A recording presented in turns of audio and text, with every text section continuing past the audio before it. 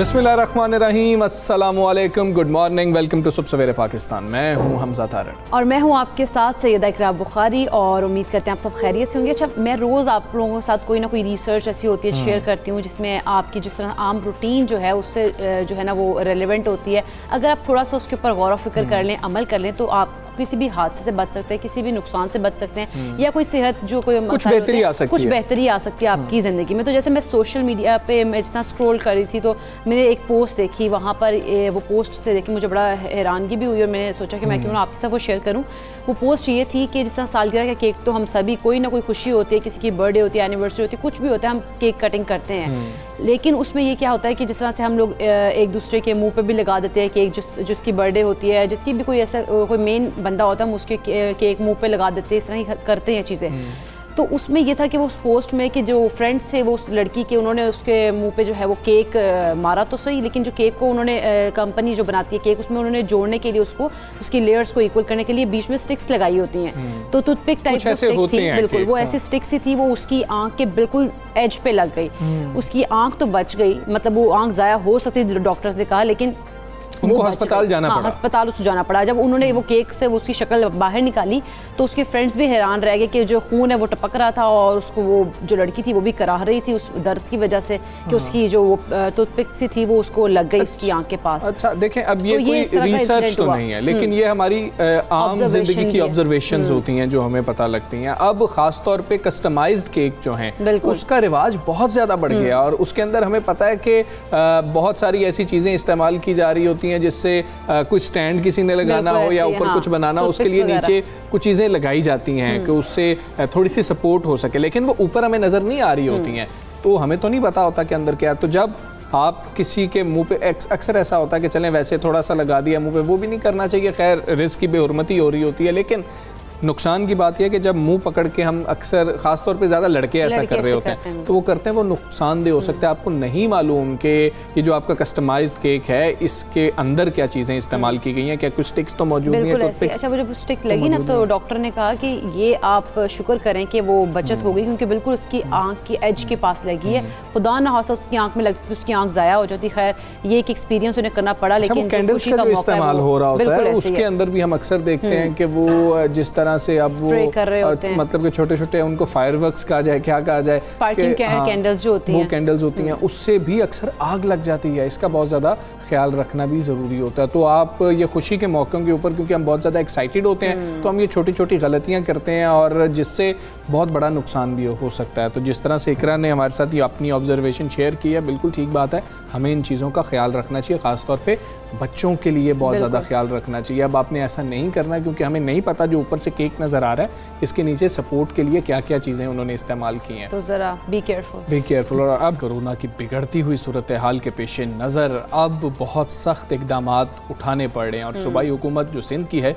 उन्होंने सख्त इकदाम किए। अच्छा, उन्होंने आज से 8 अगस्त तक जुज़वी तौर पर लॉकडाउन नाफिज कर दिया है और जो कि आज नाफिज हो चुका है। अब लॉकडाउन के दौरान इंटरसिटी ट्रांसपोर्ट जो है वो भी बंद रहेगी, तब मेडिकल और करियाना स्टोर जो हैं वो खुले रखने की सिर्फ इजाज़त होगी। अच्छा, पहले मुकम्मल लॉकडाउन की बात हो रही थी और जब शुरू में रिपोर्टिंग हुई वो यही हुई कि मुकम्मल लॉकडाउन लगाया जा रहा है और इस हवाले से हम आपको ये भी बता रहे हैं कि उसके बाद वज़ीर आला सिंध सैयद मुराद अली शाह ने कहा कि ये मुकम्मल लॉकडाउन नहीं है और इसलिए इसको जो है मुकम्मल लॉकडाउन नहीं कहा जा सकता, कुछ हमने जो है रिस्ट्रिक्शंस लगाई हैं इसलिए इसको मुकम्मल लॉकडाउन ना कहा जाए। और वफाकी हुकूमत की जानिब से वज़ीर इत्तलात फवाद चौधरी साहब ने भी यही कहा था कि मुकम्मल लॉकडाउन की इजाज़त नहीं देनी। इसके अलावा अगर हम बात करें इंतज़ामिया की तो सड़क पर आने वाले जितने भी अफराद होंगे उनका वैक्सीनेशन कार्ड उन्होंने कहा कि हम वो चेक करेंगे, तो गैर ज़रूरी जो है उनके बाहर तो घरों से निकले ना, पहली तो बात यह है। और यहाँ फैसला जो है वज़ीर आला की ज़ेर सदार टास्क फोर्स इजलास में किया गया। अच्छा, उसके बाद वज़ीर आला सिंध इजलास में किए गए बड़े फैसलों के हवाले से बताया भी गया और उसके मुताबिक आइंदा हफ्ते से सरकारी दफातर भी बंद किए जाएंगे। वज़ीर आला ने क्या कहा आपको वो सुनाते हैं। हमारे पास मेडिकल फैसिलिटी, बट ऐसी नहीं है कि हम एक सस्टेन पीरियड के लिए, जो इस वक्त पोजीशन है 4 या 5 दिन में ये हॉस्पिटल फैसिलिटीज़ बिल्कुल चौक हो जाएंगी अगर इसको रोका नहीं गया। Groceries, medical stores, bakeries, meat and vegetable shops, ये पूरे 24 घंटे खुले रहेंगे? नहीं, 6 बजे तक खुले रहेंगे। पेट्रोल पंप्स खुले रहेंगे, media persons with mask allowed है, यूटिलिटी कंपनीज सारी खुली रहेंगी, म्यूनिसिपल सर्विसेज खुली रहेंगे।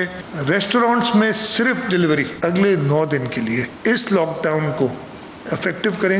ये लॉकडाउन हम बाकी शहरों में ही करेंगे, लेकिन मेन फोकस इसलिए कि ज़्यादा प्रॉब्लम शहर कराची में इम्तिहानात की बात हो रही थी। मैंने अभी डायरेक्शंस दे दी हैं कि अगले हफ्ते इम्तिहानात नहीं होंगे, हर चीज़ आगे कर दें आप। जी, इम्तिहानात के हवाले से भी वज़ीर आला सिंध ने क्लियर कर दिया था। और अब बात करेंगे आज सूरत हाल है क्या आज जिस लॉकडाउन की बात हो रही थी उस पर अमल भी आज से शुरू हुआ है कि नहीं हुआ? फयाज़ यूनुस हमारे साथ मौजूद हैं। फयाज़, बताइएगा, कल ऐलान कर दिया गया, आज से नाफिज होना था, क्या सूरत हाल आप देख रहे हैं?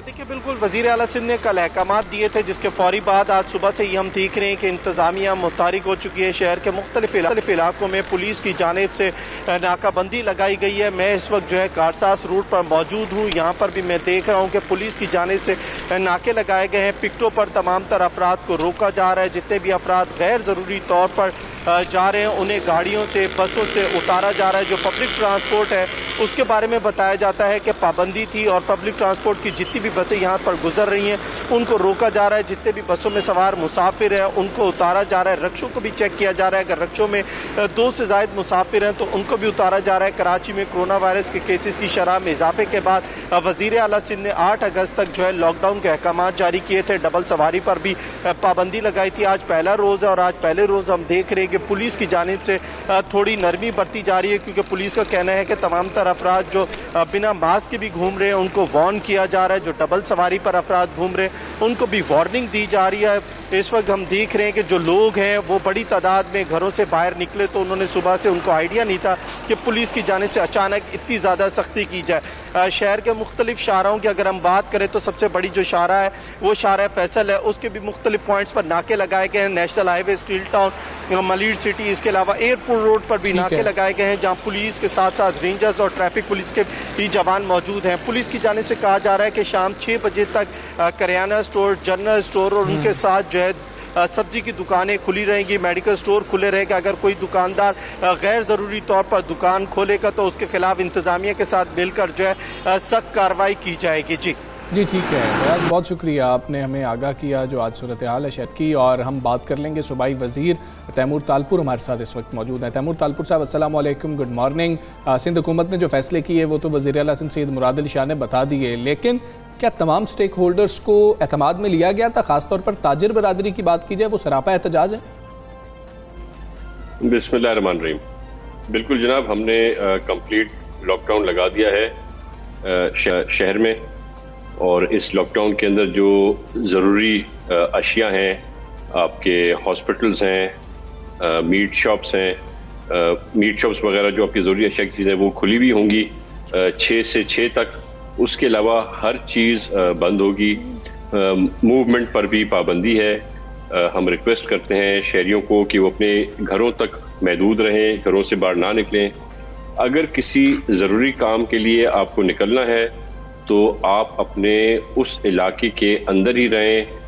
आपके जो वैक्सीनेशन कार्ड है वो आपके साथ होने चाहिए। अगर वैक्सीनेशन कार्ड्स आपके साथ नहीं होंगे तो शायद आपको वापस भेज दिया जाएगा। कम से कम मूवमेंट होनी चाहिए। अगर कहीं मूवमेंट हो भी रही है और अगर आपको कहीं किसी ज़रूरी अशिया की ख़रीदारी के लिए जाना है तो वहाँ पर आपको मेक श्योर करना पड़ेगा कि आपका लोगों के बीच में 3 फुट का डिस्टेंस है, आप SOPs फॉलो कर रहे हैं, आपने मास्क पहने हुए हैं। ये हमने बहुत ही मजबूरी में आकर और ये स्टेप्स उठाए हैं। बेसिकली ये सिर्फ एक सिंध हुकूमत का इक़दाम नहीं है। हमें जो भी आपके टॉप नॉच डॉक्टर्स हैं कराची के, हमारे जो भी बड़े अस्पताल हैं सरकारी और प्राइवेट, उनके जो मेडिकल सुपरिटेंडेंट्स हैं, जो हेल्थ एक्सपर्ट्स हैं, उन्होंने बहुत क्लियरली हमें बता दिया है कि अब जहां सिचुएशन पहुंच गई है, अब यहां से ज्यादा हम डील नहीं कर सकते। अब वो उस लेवल पर पहुंच गए हैं जहाँ पर सैचुरेशन फुल हो गई है, हम ज़्यादा पेशेंट्स को अब एंटरटेन नहीं कर सकते। ये मसले, ये मसाइल से बचने के लिए, फर्दर इश्यूज से बचने के लिए, इस पॉजिटिविटी रेशो को कम करने के लिए सिंध हुकूमत ने मजबूरन ये फैसला किया है। अच्छा। और ये फैसला जो हुआ है इसमें बाकी पार्टियों के पार्लिमानी लीडर भी हमारे साथ मीटिंग में मौजूद थे। ये जो फैसला हुआ है इसमें FPCCI, आपका चेंबर ऑफ कॉमर्स, हमने तकरीबन जो भी बेसिक आपके जरूरी उन सबको हमने अपने साथ रखा है और मिलजुल कर बैठ। फवाद चौधरी साहब ने कहा है कि सिंध हुकूमत के लॉकडाउन के फैसले का बगौर जायजा ले रहे हैं और वज़ीर आज़म की पॉलिसी जो है वो बिल्कुल वाज़ेह है। हम हर ऐसे इकदाम के खिलाफ होंगे जिससे आम आदमी की मईशत शदीद मुतासिर हो। आप क्या समझते हैं, आप के मुतासिर हो सकती है और इस पर आप क्या कहेंगे? समझ नहीं आता ये किस खेत की मूली हैं, ये क्या करना चाह रहे हैं। असद उमर एक दिन एक बात करता है, दूसरे दिन दूसरी बात करता है, तीसरे दिन तीसरी बात करता है। प्राइम मिनिस्टर साहब भी एक कंफ्यूजन की स्टेट में हमेशा रहते हैं, एक फैसला करते हैं और फिर डिसीजन चेंज हो जाता है और जो लाए अमल में चीज़ आती है वो तीसरी होती है। मैं इनको कहूँगा मेहरबानी करके, खसूसन फवाद चौधरी साहब को, कि आप थोड़ा सीरियस ना मुजाहरा करें। ये यहाँ पर सियासत नहीं कर सकते आप। इतने स्ट्रॉन्ग इश्यूज पर, इतने बड़े मामलों पर सियासत करना बहुत ही मेरे ख्याल से गिरी हुई चीज़ होगी। हमने आज भी चीफ मिनिस्टर सिंध ने असद उमर से बात की है और असद उमर ने इस चीज़ से एग्री किया है कि जो इकदाम आज सिंध हुकूमत उठा रही है वो उन सब से एग्री कर रहे हैं। उनको पता है कि जो फैसले हम कर रहे हैं वो सिंध हुकूमत अपने लेवल पे नहीं करी। वो फैसले जो सारे हो रहे हैं वो उन एक्सपर्ट्स के साथ बैठ रहे हैं, उन डॉक्टर्स के साथ बैठ के करें जो मैटर। ठीक है तैमूर तालपुर साहब, मामला ये है कि जब हम ताजिर रहनुमाओं से बात करें, ताजिरों से बात करें, तो वो ये कहते हैं कि ठीक है, जब आप मार्केट्स बंद कर रहे हैं, चले मजबूरी के तहत कर रहे होंगे, तो फिर आप पूरी दुनिया की बात करते हैं कि पूरी दुनिया में देखें लॉकडाउन्स लग रहे हैं, तो इस तरह हमें इसके साथ जीना सीखना होगा कोरोना के साथ। लेकिन वो ये कहते हैं कि हमें तो कोई ऐसा पैकेज नहीं दिया गया जो पूरी दुनिया के अंदर पैकेजेस दिए जा रहे हैं ताजिरों को, तो उस हवाले से उनको तो शदीद नुकसान पहुँचेगा। इजाला कौन करेगा? देखिए जी, पहले भी लॉकडाउन हुए हैं, 15-15 दिन के लॉकडाउन हुए हैं, 20-20 दिन के लॉकडाउन हुए हैं, उससे ज्यादा टाइम के लॉकडाउन हुए हैं। आपने रिसेंटली देखा था लाहौर में भी लॉकडाउन हुआ था और लाहौर के लॉकडाउन में भी काफी अरसा इन लोगों ने हर चीज को स्टैंड स्टिल पे रखा हुआ था। वहां पर भी कोई किसी को उन्होंने एक्स्ट्रा फेवर्स नहीं दिए। मैं समझता हूँ एक छोटा सा पीरियड है, 8 दिन का पीरियड है, 8 दिन गुजारना कोई बड़ी बात नहीं होती। लोगों को बुरबार होना पड़ेगा, बुर्दबारी के साथ साथ उन्हें हिम्मत का मुजाहरा करना पड़ेगा। इंशाल्लाह ताला मैं दुआगू हूँ कि जब हमारे ये दिन पूरे होंगे, इन 8 दिनों के बाद इंशाल्लाह 9 तारीख को the ratio is definitely going to come down और हर चीज को इंशाल्लाह फिर से वापस पहले की तरह नॉर्मल। आप सबसे बड़े पाकिस्तान का हिस्सा बने और जिस तरह से उन्होंने कहा कि उनकी जो राय वो हमारे तक पहुंची है। खैर हम बात कर लेते हैं क्योंकि इस सारे मामले पर हम देखते हैं कि जो ताजिर बरादरी वो बहुत ज़्यादा मुतासर होते हैं, उनकी तरफ से एहतजाज भी किया जा रहा है। हम बात करते हैं, हमारे साथ मौजूद है रहनुमा ताजिर बरादरी जमील पराचा साहब। अस्सलाम वालेकुम, गुड मॉर्निंग। जमील पराचा साहब, आप क्या समझते हैं सिंध में जो मुकम्मल लॉकडाउन है इस पर आप लोगों का क्या मौक़िफ़ है? क्योंकि आप लोग तो एहतजाज कर रहे थे और इससे जो फैसला किया गया, क्या आप लोगों को एतमाद में लेकर ये फैसला किया गया? जी नहीं, इन्होंने चैम्बर ऑफ कॉमर्स को बुलाया, फेडरेशन को बुलाया, जो असल स्टेक होल्डर हैं, जो शटर पावर हैं, उनको नहीं बुलाया। कोई जहमत ही नहीं करते कभी छोटे ताजिरों के बुलाने की, ना छोटे ताजिरों के रहनुमाओं को बुलाया जाता है कि कभी बिठा के इनसे मशावरत की जाए कि असल स्टेक होल्डर ये हैं। आप देखें 18 महीने से ताजिर बिरादरी सफ़र कर रही है, यानी जो मेन सीज़न होता है हमारा ईद का, वो उसमें भी आखिरी अशरा बंद करा दिया गया था इसी तरह, जिसका बहुत बड़ा नुकसान हुआ ताजिरों को। आज वो पोजीशन है कि इस 1.5 साल के अरसे में 40% दुकानें जो कराची शहर की वो जो रेंट पे थे वो खाली कर चुके हैं। आज वो नौकरियों की तलाश में, आज वो किसी ना किसी रोजगार की तलाश में है। तो ये एक दिन कराची का कारोबार बंद होता है तो 3.5 अरब रुपए के लॉसेज होते हैं। सिर्फ शटर को, जो शटर पावर है उनको 3.5 अरब रुपए के लॉसेज होते हैं। आप अंदाजा लगाएं कि ये 9 से 10 दिन के अंदर 35 अरब रुपए के लॉसेज होंगे। इसका कौन जिम्मेदार होगा? इन नुकसानात को कौन भरेगा? बिल्कुल ठीक है, लेकिन पराचा साहब एक मामला और भी है। गवर्नमेंट, ठीक है, आप दुरुस्त कह रहे हैं कि नुकसान होगा, इसका इजाला भी होना चाहिए। पैकेजेस की बात होती है, वो भी हम सूबाई वजीर से बात कर रहे थे उस मामले पे। लेकिन जब कोरोना आया, ताजिर बरादरी को हमने मार्केट्स के अंदर खास तौर पे देखा, हम लोग भी मार्केट्स में निकले पूछने के लिए, तो कोरोना को माना ही नहीं जा रहा था कि जी कोरोना तो है ही नहीं, मेजॉरिटी ऐसी थी। उसके बाद जब हुकूमत ने सख्तियां की, कहा SOPs पर अमल दरामद करवाया जाए, तो उस तरह से अमल दरामद भी मार्केट्स में नजर नहीं आया। फिर ताजिरों से बात हुई तो वो कह रहे थे कि इंतजामिया का काम है, लेकिन क्या अपनी तरफ से भी आप लोगों की कोताही हुई नहीं है जिसकी वजह से गवर्नमेंट को सख्त फैसले करने पड़े? देखें, अभी जो रिसेंटली ये लगाया गया है, इससे कबल आप देख लें मार्केटों में तो सन्नाटे पड़े हुए थे। इस वक्त हमने हर दुकान पर जो है वो हमारे पास जो है मास्क के डब्बे रखे हुए हैं, सैनिटाइजर रखे हुए हैं, हमने लिख के लगा दिया है, नो मास्क नो एंट्री के बोर्ड लगा दिए गए हैं मार्केटों के अंदर। और मॉल्स के अंदर भी ये समझ लें एंट्री नहीं है जो लोग मास्क लगा के ना आए। इसकी वजह ये है, देखें कि जो ये जो लगाया गया है इस वक्त लॉकडाउन लगाने का कोई जवाब इसलिए नहीं बनता कि देखें 17,000 टेस्ट किए गए। 17,000 टेस्ट करने के बाद ये 3.5 करोड़ की आबादी का शहर है, इसको लॉक कर दिया गया। इसमें रेशो निकाल के जी 26%, 28%, 30% की आवाज देके बंद कर दिया गया। जबकि यही अगर टेस्ट जो हैं वो आप 34,000 पे और 51,000 पे ले जाएं तो ये रेशियो आधे से भी कम हो जाएगा। तो ये हुकूमत जो है ये हमें तो समझ में नहीं आता कौन सी टेक्निकल बातें कर रही है। टेस्ट हो गए तो ये रेशियो बढ़ जाएगी, क्योंकि बड़ी तादाद में लोग ऐसे हैं जो कोरोना में शायद मुब्तला हैं लेकिन वो रिपोर्ट नहीं हो रहे। नहीं, ये टेक्निकल बात समझे आप, ये जो है रेशियो घट जाएगा। ये मैंने कल डॉक्टर कैसर सज्जाद से भी बात की, उन्होंने कहा हमारे पास टेस्टिंग का मामला जो है वो बहुत स्लो है, टेस्टिंग का मामला तेज करना पड़ेगा। जमील प्राचा साहब, डॉक्टर कैसर सज्जाद भी हमारे साथ मौजूद हैं। डॉक्टर कैसर सज्जाद को भी हम शामिल करते हैं, उनसे ये पॉइंट जानते हैं। डॉक्टर कैसर सज्जाद साहब, अस्सलाम वालेकुम, गुड मॉर्निंग। जिस तरह से प्राचा साहब ये फरमा रहे हैं, क्या टेस्टिंग ठीक नहीं हो रही है या टेस्टिंग कम होने की वजह से रेशियो जो है वो गलत आ रही है, ये क्या मामला है सर, बताइएगा। आप जो लॉकडाउन लगाया गया उसको सपोर्ट करते हैं? बिस्मिल्लाहिर्रहमानिर्रहीम, बहुत शुक्रिया आपका। देखिए, प्राचा साहब बहुत अच्छे आदमी हैं, लेकिन इनका एक पॉइंट जो है वो सिर्फ और सिर्फ टेस्टिंग के ऊपर बात हो रही है।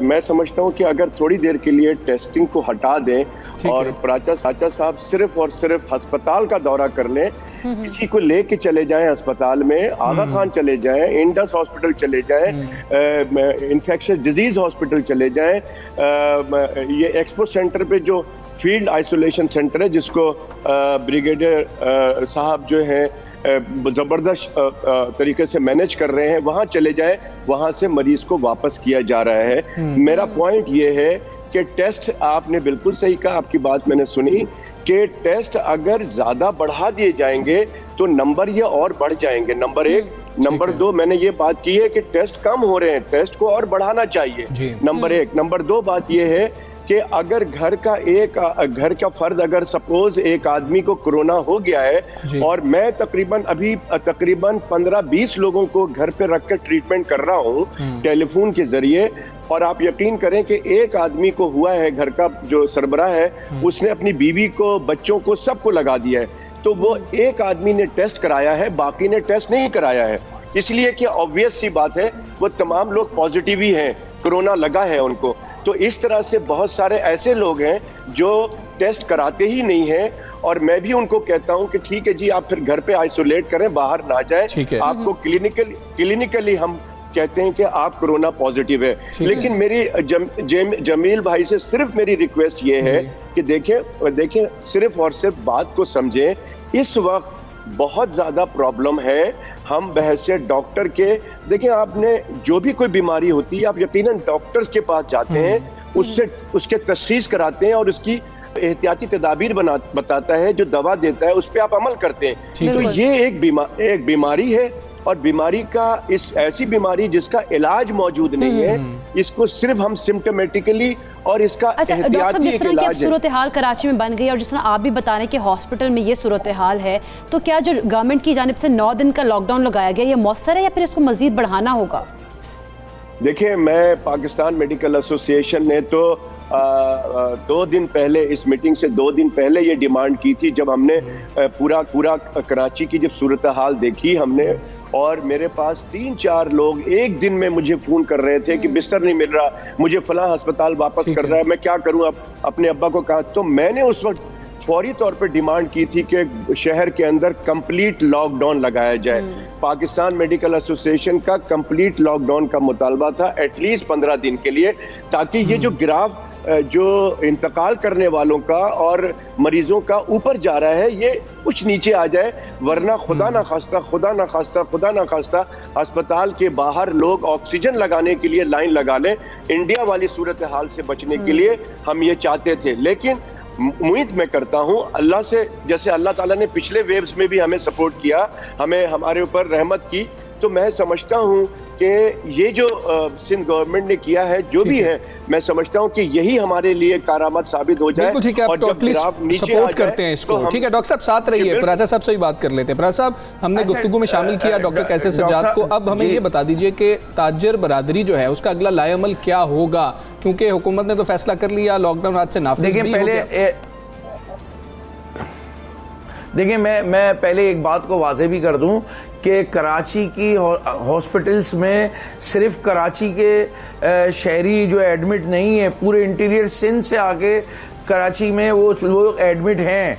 इस एक कराची शहर के जितने हॉस्पिटल्स हैं उसमें आप देख लें और डॉक्टर साहब से भी पूछ लें कि पूरे इंटीरियर सिंध से लाए जा रहे हैं लोग, मरीज लाए जा रहे हैं जो कराची के हॉस्पिटल्स में एडमिट हो रहे हैं। मैं डॉक्टर साहब से एक सवाल और करना चाहता हूं कि कितने वेंटिलेटर्स हैं जो हमारे कराची के हॉस्पिटल्स में हैं, और ये 3.5 करोड़ की आबादी का शहर है, तो हमने इतने अरसे में क्यों इंतजामात नहीं कर सके हम, जो 1.5 साल का अरसा गुजर गया कि हम इतने बड़े शहर के अंदर जिसमें सारी इंटीरियर से भी लोग आते हैं हॉस्पिटल्स में, तो उतना बड़ा इंतजाम क्यों नहीं हुआ कि जो हमें कोरोना से फाइट करना है, हमारे डॉक्टर्स को भी, हमारे लोगों की, हम इनको अप्रिशिएट करते हैं, ऐसा नहीं है कि डॉक्टर्स कुछ गलत कर रहे हैं, डॉक्टर्स को हम अप्रिशिएट करते हैं, लेकिन ये सिर्फ कराची शहर का मसला नहीं है, पूरे सिंध से यहाँ मरीज लाए जा रहे हैं। और ठीक है सर, आपका लाएअमल क्या होगा? और दूसरी बात यह है जो हमारा, देखें, हमारा सबसे पहले तो मैं अपील करता हूँ सुप्रीम कोर्ट के चीफ जस्टिस साहब से कि वो इस पे सुमोटो एक्शन लें, और वजीर आजम से अपील करता हूँ, चीफ ऑफ आर्मी स्टाफ से अपील करता हूँ कि वो इन मामलात को देखें गौर से। और दूसरी बात ये, हमारा अगला लाएअमल ये है कि हमने आज अपना प्रेस कॉन्फ्रेंस रखी हुई है, इंशाल्लाह 12 बजे एक मकामी हॉल से जो है हम इंशाअल्लाह ताला ताजिरों के साथ मशावरत हुई है, उसका पूरा मुकम्मल तौर पे जो भी हमारा लाएअमल है उसका ऐलान करेंगे। ठीक है जमील पराचा साहब, बहुत शुक्रिया आपका। डॉक्टर कैसर सज्जाद साहब, बहुत शुक्रिया आपका। सुबह सवेरे से आप बात कर रहे थे, अब आप देख रहे हैं कि जो एक्सपर्ट्स हैं वो क्या बात कर रहे हैं, और हमें भी ये बात समझनी होगी कि सूरत हाल बहुत ज़्यादा ख़राब हो चुकी है। ख़ासतौर पर हम कराची की बात जहाँ तक कर रहे हैं, और ज़्यादा हो गए थे केसेस, मतलब, और मुस्बत केसेस हमने कल भी आपको बताए थे कि 30% से ज़्यादा की बात यह है कि अगर 100 लोग टेस्ट करवा रहे हैं तो उनमें से 30 जो हैं उनके पॉजिटिव आ रहे हैं, तो इसी को हम सैंपल साइज करके ऊपर अभी ये सिर्फ टेस्ट करा रहे तो पता लगा, जो उन्होंने डॉक्टर साहब ने मेरे साथ कहा कि अभी कुछ लोग तो हैं जो टेस्ट करा ही नहीं रहे हैं, अगर वो टेस्ट कराएंगे तो क्या तादाद ज़्यादा होगी। बड़ी तादाद में लोग, हम लोग भी जानते हैं, जो घर में क्वारंटीन कर लेते हैं लेकिन टेस्ट नहीं करवा रहे होते हैं, तो वो रिपोर्ट नहीं हो रहे होते लेकिन उनको सिम्टम्स होते हैं। खैर, अपना बहुत ख्याल रखिए आप सब, और वैक्सीनेट जल्द अज जल्द हो जाइए। हम यहाँ पर ब्रेक लेंगे, ब्रेक के बाद वापस आते हैं। Stay with us.